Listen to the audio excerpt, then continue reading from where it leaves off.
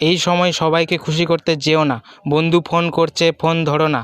এই 1 মাস তোমাকে সবাই খারাপ ভাবুক, 1 মাস পর সব ঠিক হয়ে যাবে, যখন তুমি একটা অসাধারণ রেজাল্ট করে আনবে। বোর্ড একবারই আসে, হার্ড টপিক থেকে পালিও না। বাংলা ইতিহাস ভালো লাগে না, ফিজিক্স ভালো লাগে। হার্ড টপিক পড়ার একটাই রাস্তা, আগে সহজ প্রশ্ন করো, বইয়ের সহজ প্রশ্ন দিয়ে শুরু করো, তারপর কনফিডেন্স আসবে, তারপর ধীরে ধীরে কঠিন প্রশ্নের দিকে যাও। রাইটিং প্র্যাকটিস মাধ্যমিকে লিখতে হয়, শুধু দেখে দেখে পড়লে হবে না, লিখতে শেখো। 90 আর 99% মধ্যে পার্থক্য। কমন মিস্টেক এড়াতে হবে, ম্যাথের ক্যালকুলেশন, ভৌতবিজ্ঞানের বিক্রিয়া, ইতিহাসের ডেটস, এগুলো ভুল করলে মার্কস কাটা যাবেই। শেষ কথা, একটা কথা মনে রেখো, মেঘ এলে সূর্য কখনো হারায় না, তুমিও হারাওনি। এটা তোমার কামব্যাক টাইম।